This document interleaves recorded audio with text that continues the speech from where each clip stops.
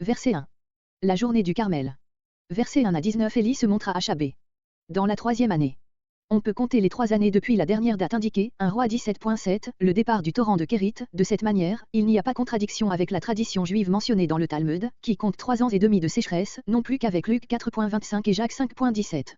L'on donne dans ce cas au séjour près du Kérit la durée d'une année entière. Mais l'on peut dater les 3 ans du commencement de la sécheresse.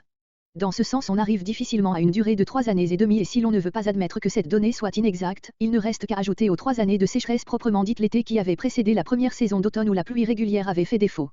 Montre-toi à Chabé. Élie n'avait pas demandé une sécheresse de 3 ans et demi, mais d'une manière générale une sécheresse. La durée du fléau devait dépendre de l'attitude du roi et du peuple. Dieu, qui lit dans les cœurs, juge que maintenant le moment est venu de rendre la pluie au pays. Verset 2. Samarie. La résidence royale elle-même souffrait et le mal devait être terrible pour que le roi se mît en personne à la tête de ceux qui cherchaient à y remédier. Verset 3. Comment un homme qui craignait fort l'Éternel avait-il été maintenu dans un poste de confiance au sein d'une cour pareille? La piété est parfois une recommandation aux yeux des impies eux-mêmes. Verset 4. De pain et d'eau. Il avait fait pour eux ce qu'il avait pu, les empêchant au moins de mourir de faim et de soif, ce qui n'était pas facile en un temps de famine et de sécheresse. Verset 12. La disparition subite d'Élie avait peut-être donné lieu de penser qu'il possédait le don de se rendre invisible. Verset 13. Cette persécution avait eu lieu avant l'intervention d'Élie. Nous voyons par ces chiffres combien étaient nombreux ces jeunes hommes, appelés fils des prophètes, qui vivaient en commun sous la direction de prophètes plus âgés. Verset 15. L'Éternel des armées, voir 1 Samuel 1.3, note. Verset 19. Et maintenant. Assez de paroles. Arrivons au fait. Rassemble vers moi. Élie ne sort pas de sa position de sujet, il ne convoque pas lui-même Israël. Le roi accepte, la détresse est grande, à tout prix il faut chercher à y mettre fin. Carmel, Josué 19.26, Ésaïe 35.2, note. Cette chaîne atteint 560 mètres au-dessus de la mer. Elle est couverte de pins, de chênes, de myrtes et de lauriers, belle végétation qui lui a valu son nom de Carmel, verger. Elle est toute percée de cavernes qui peuvent conserver l'eau et possède ainsi une humidité persistante. À son extrémité nord-ouest, elle forme un promontoire qui domine la Méditerranée et la baie de Saint-Jean d'Acre. Le cloître qui le couronne aujourd'hui est élevé de 150 mètres au-dessus de la mer. C'est à quelque distance, au sud-est de ce promontoire, que Van de Velde pense avoir trouvé le théâtre de la scène qui va suivre. Ce lieu porte le nom de El Moraka, l'endroit brûlé. C'est un plateau pierreux tout couvert de buissons et de broussailles. Ces pentes peu inclinées permettaient aux Israélites rassemblés de voir ce qui se passait. Le terrain abonde en gros blocs de pierre qui ont pu servir à l'érection des 2 autels. Nulle part le Kizon, où s'est terminée cette scène, n'est aussi rapproché du Carmel qu'en ce lieu. Dans le voisinage de El Moraka, à 75 mètres au-dessous du plateau, se trouve une source très abondante avec marche d'accès, comme dans les antiques sources du pays. Enfin, depuis ce plateau, qui regarde au nord-est, on peut, en montant vers le sud-ouest, arriver à un point d'où on a la vue sur la mer. Cet emplacement convient donc de toute manière au récit qui va suivre. Cette montagne était d'ailleurs le lieu le plus en vue de toute la contrée, elle avait été précédemment consacrée par un autel dressé à l'Éternel. Verset 20. Verset 20 à 46. Le jugement de Dieu. Les prophètes. C'étaient peut-être des prêtres qui, pour tenir tête aux prophètes de l'Éternel, avaient adopté leur manière de parler et d'agir. Le verset 22 peut faire supposer que les 450 prophètes de Béol s'étaient seuls rendus au Carmel et que les 400 d'Astarté, mieux avisés ou retenus par Jézabel, s'étaient tenus à l'écart.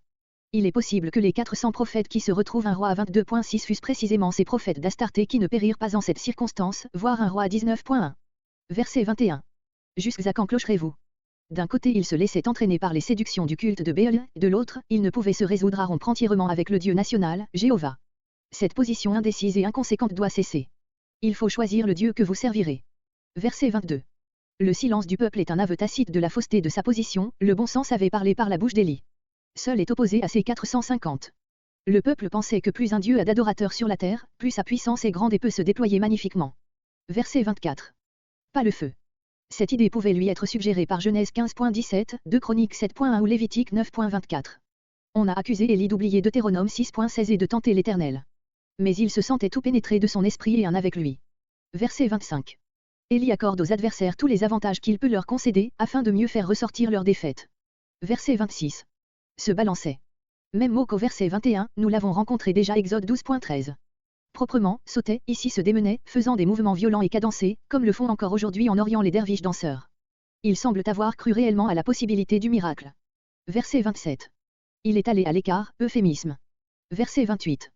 Des incisions. L'antiquité et tout le paganisme sont pleins d'exemples de pareilles coutumes, par lesquelles on espérait obliger la divinité à intervenir. Verset 29.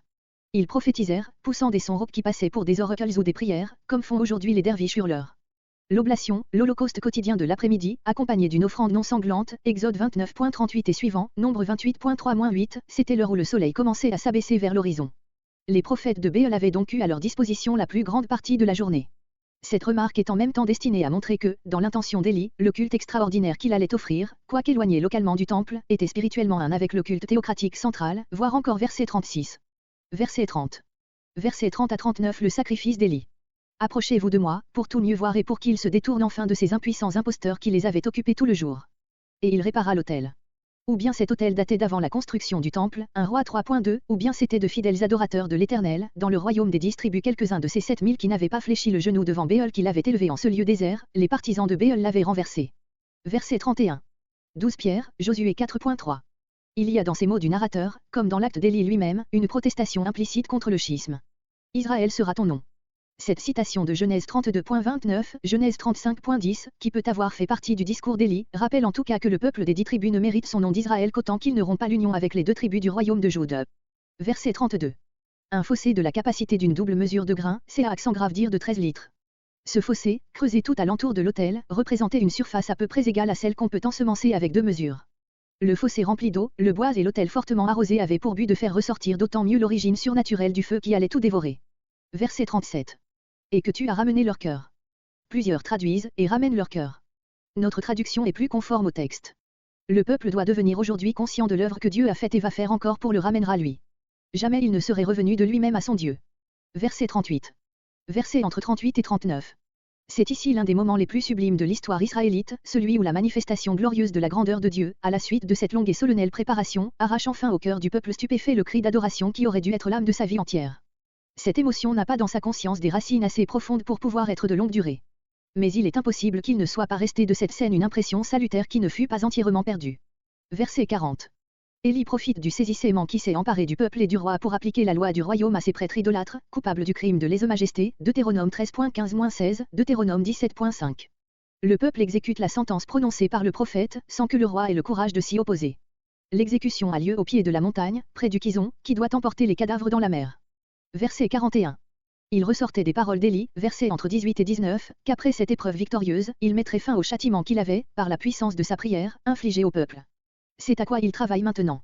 Monte. Cette invitation d'Élie à Achabé prouve qu'Achabé était descendu avec le peuple, il doit maintenant remonter pour aller retrouver sa tente et les provisions préparées pour le repas qui avait été oublié pendant une semblable journée. Car j'entends, par l'oreille de l'Esprit. Verset 42. Et Élie monta, jusqu'à un endroit de la montagne dans le voisinage duquel on avait la vue libre sur la mer. Sa face entre ses genoux, la position du plus profond recueillement, il se concentre en Dieu, tandis que son serviteur observe au dehors. Verset 43. Du côté de la mer, vers l'Occident, d'où doit venir la pluie demandée. Et il lui dit, retourne. Élie persévère, toute son âme est dans cette prière intense et dans l'attente de l'exaucement. Verset 44. La 7e fois, 7, le nombre de l'accomplissement divin. Un petit nuage. Chacun sait ce que signifie, après une longue absence de pluie, une petite nuée montant à l'horizon, du côté de l'Occident. De peur que la pluie ne te retienne. Quand la pluie survient après une si longue sécheresse, elle se précipite par torrents, elle pouvait ainsi rendre le retour d'Achabé impossible jusqu'à son château de Jizréel, éloigné du Carmel de plusieurs kilomètres. Verset 46. La main de l'Éternel. Le but d'Élie était sans doute, après avoir si profondément humilié le roi, de lui témoigner sa soumission, en faisant pour lui le service d'un humble coureur, tel qu'en ont toujours en Orient les riches devant leurs chariots. La force de l'Éternel le soutint dans cette course extraordinaire. À l'entrée de Jizréel. Élie continue à précéder le chariot d'Achabé jusqu'à la porte même du château. Il ne veut pas laisser croire à Jézabel qu'il se cache devant elle.